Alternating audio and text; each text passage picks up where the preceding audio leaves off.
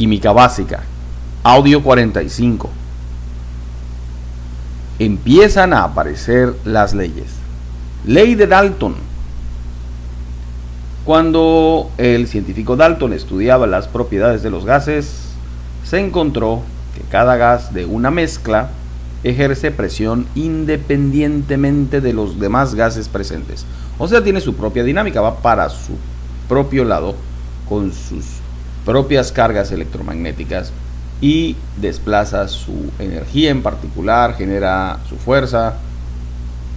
Pero se trata de un compuesto no en estado líquido ni en estado sólido, como habíamos dicho al inicio de estos audios de gases, sino que la tercera forma de la materia, el tercer estado de la materia, también tiene su lógica, que puede ser medida y que puede ser reportada como energía.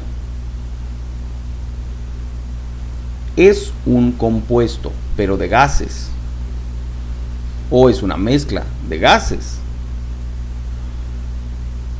La ley de Dalton dice que la presión total de la mezcla de gases es igual a sumar cada una de las presiones de cada uno de los gases de toda la mezcla.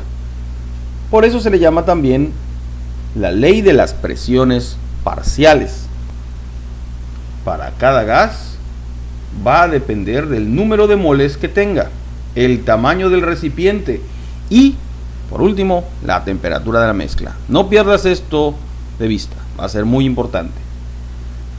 El número de moles, el volumen que hay dentro del recipiente por su tamaño, o sea, el tamaño del recipiente, y la temperatura de la mezcla.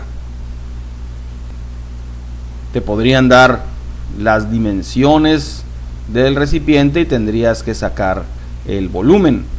¿Te acuerdas cómo sacar volúmenes de las formas geométricas?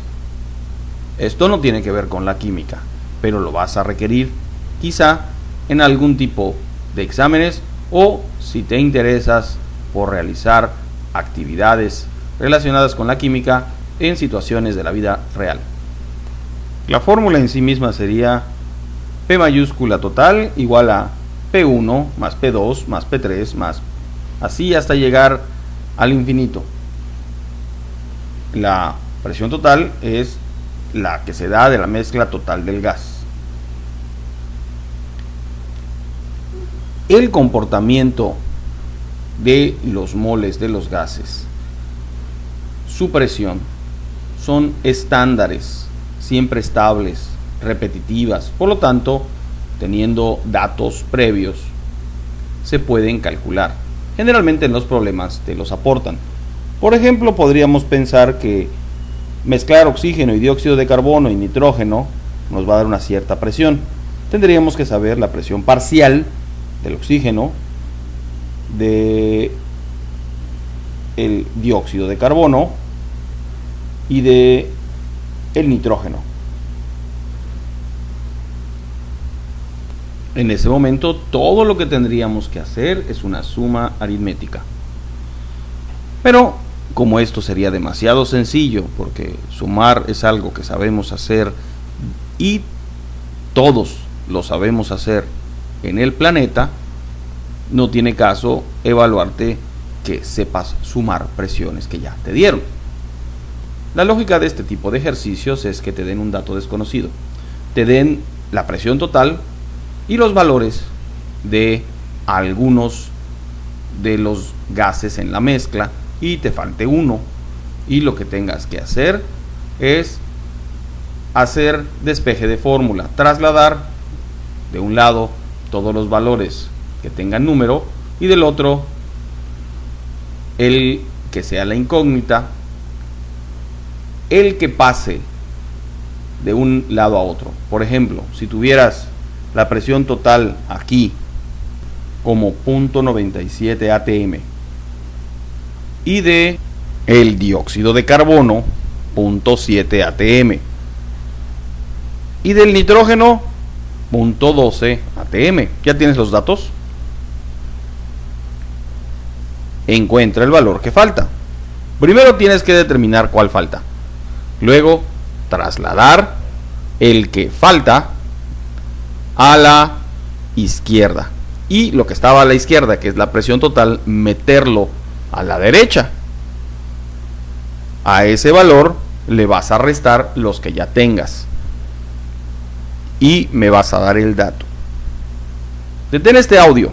Realiza el ejercicio.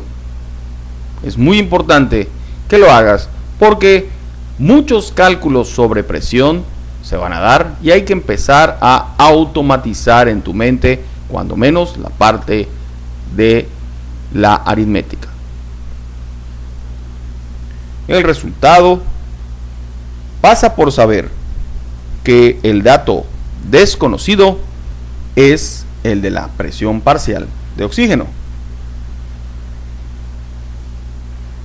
0.97 atm presión total va a ser de quien vamos a restar la presión de el dióxido de carbono, 0.7, y el nitrógeno, 0.12, y nos va a quedar 0.15. ¿0.15 qué? atm.